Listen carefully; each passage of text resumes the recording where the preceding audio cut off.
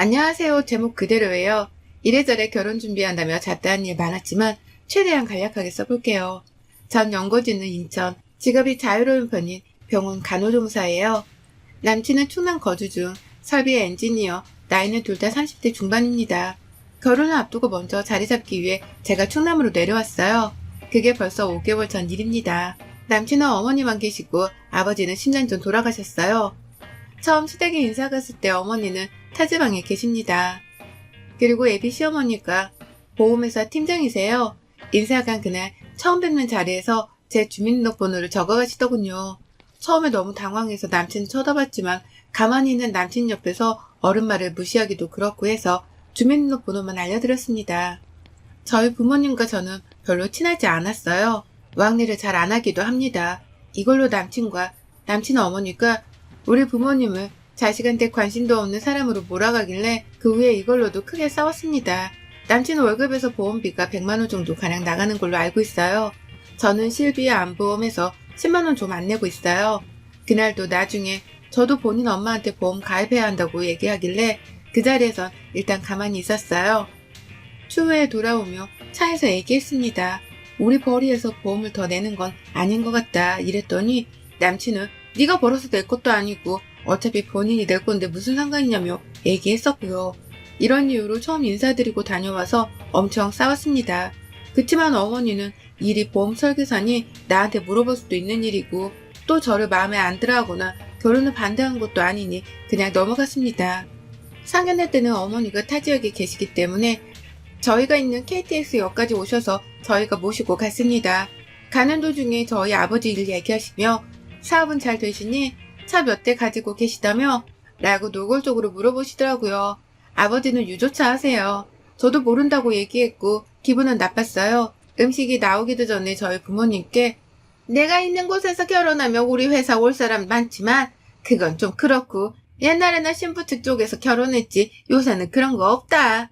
결혼은 아들 회사 근처에서 할 것이고 주례는 안 할 거니 아버님이 이들을 위해서 한 말씀 해주시라.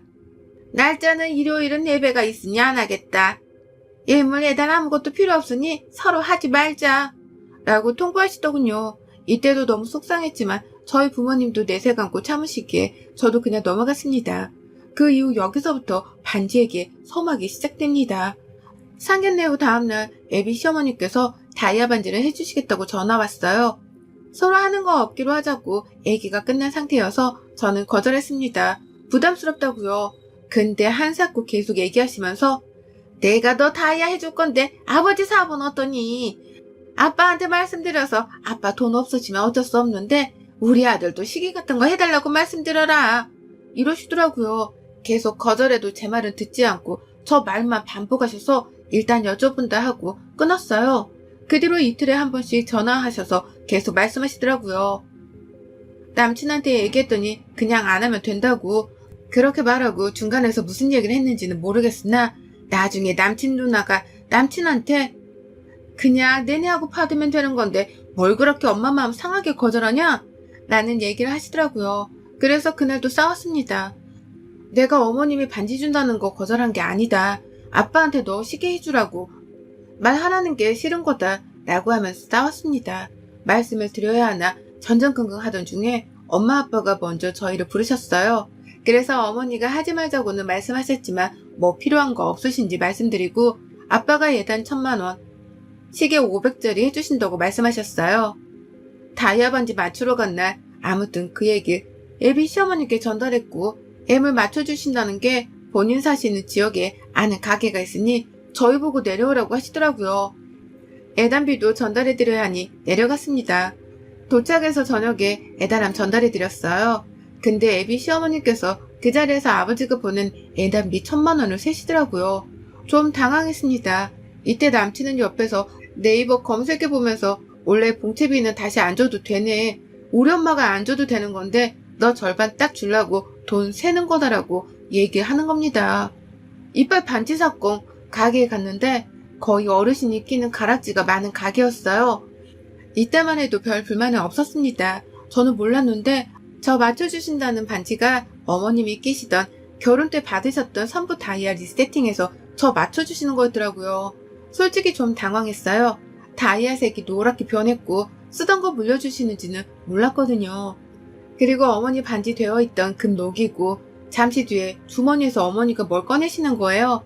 어머니 보험회사에서 받으신 반돈짜리 무슨 금이 있더라고요. 그것도 제 거에 녹이고 또 잠시 후에는 주머니에서 뭘 꺼내시는데 세상에 이빨이 어머니 금이 떨어진 걸 제 거에 녹이라고 하시더라고요.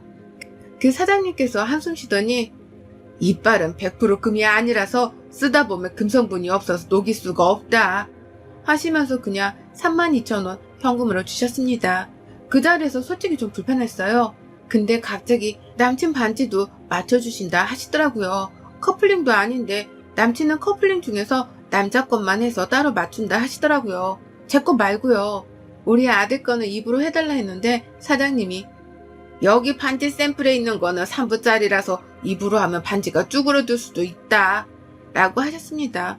그래서 어머님이 그러면 최고 좋은 걸로 하고 크기도 높이고 우리 아들 최고 좋은 걸로 해달라고 그 얘기를 계속 하셨는데 솔직히 옆에서 서럽더라고요. 우리 부모님이라면 사위될 사람 저렇게 대하지는 않으실 텐데 정말 속상했습니다. 결국 그날은 제 반지 50, 남친 반지 150 정도 나왔습니다.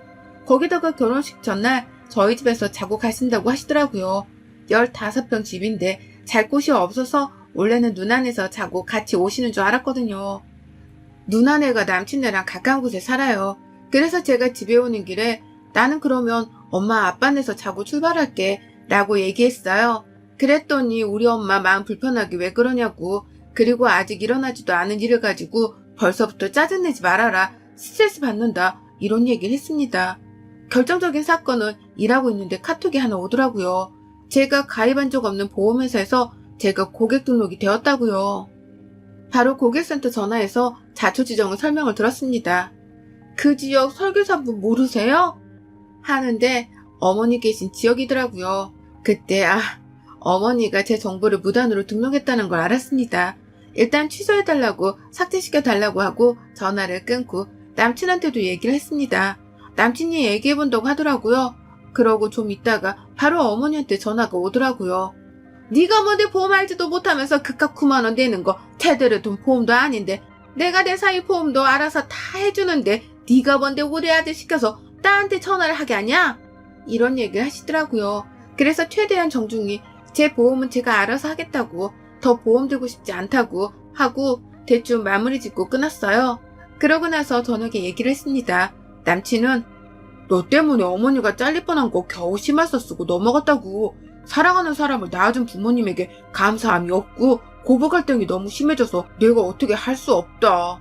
엄마가 결혼하지 말라고 난리라고 라며 헤어지자더라고요. 저도 더 듣고 싶지 않고 어처구니 없어서 알겠다 했어요. 저번 주 주말 엄마 생신 겸 모인 가족 모임에서 말씀드렸고요. 솔직히 지금 마음은 너무 홀가분해요. 그렇지만 아빠는 많이 화나시고 미리 얘기를 안 했다며 속상해 하시고 엄마는 지금도 전화하며 목소리에 울음부터 섞여 있습니다. 긴 글 읽어주셔서 감사합니다. 다른 건 다 괜찮은데 부모님하고 가족들한테 미안한 마음이 크고 파혼하길 잘한 거겠죠? 너무 심란하고 속상한 마음뿐입니다. 부모님 마음을 어떻게 위로해드려야 할지 제 머리로는 생각이 나질 않아요. 여러분의 고견을 듣고 싶습니다. 추가입니다. 댓글 감사합니다. 내용은 잘 봤어요. 왜 참았냐는 얘기들이 많은데 제가 남친보다 나이가 어린 것도 아니고 조건이 많이 떨어진다고 생각을 했기 때문이에요. 부모님께 결혼해서 잘 사는 모습 보여드리고도 싶었고 저는 저렇게 결혼 준비해본 게 처음이라 저게 비상식적인 거라고 생각을 잘 못했던 것도 있어요. 어머니가 결혼하지 말라 하시고 이런 얘기를 하신 걸 남친은 저한테 고스란히 전달했는데 그쪽 어머님은 그런 걸 모르시더라고요. 문자로는 우리 아들이 파혼까지 생각한다니까 네가 잘 달래고 나랑 잘 지낸다고 얘기하라고 잘 맞춰주라고 그런 얘기를 하시고요. 아무튼 시간이 있어서 쓴소리 해주신 분들께 너무 감사합니다. 앞으로는 이렇게 부당한 대우 참고 부모님 마음에 대못 박는 일 없도록 할게요. 일단 물어보시는 분들 많은데 그날 일요일에 엄반에서 오자마자 얘기를 했어요. 네가 나중에 어머님한테 돈 받고 나도 우리 아빠 돌려드려야 하니 500 먼저 주면 안 되겠냐 했더니 돈이 없어서 월요일에 은행 가서 예금을 깨고 준다더군요. 알겠다 했어요. 근데 한참을 핸드폰 하더니 한 3시간 정도 지난 후 계좌번호 물어보고 입금해 주더라고요. 받았고 아버지께 돌려드렸어요. 걱정해 주셔서 감사합니다. 바보 같던 내 자신을 반성하며 바보같이 사라질 때마다 읽으면서 반성할게요. 감사합니다, 여러분. 그리고 파혼당한 거라 답답하실 수 있는데 저도 다 따지고 제가 먼저 잘 생각해보라고 제안한 거예요. 난 네가 엄마랑 척지고 천륜을 끊게 하고 싶진 않다고. 너 없어도 행복할 수 있을 것 같은데 결혼하면 불행할 것 같다고요.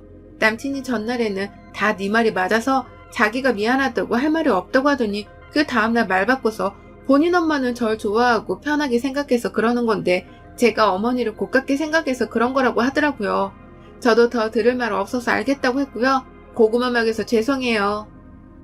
여러분의 생각은 댓글로 남겨주세요. 오늘도 시청해주셔서 정말 감사합니다.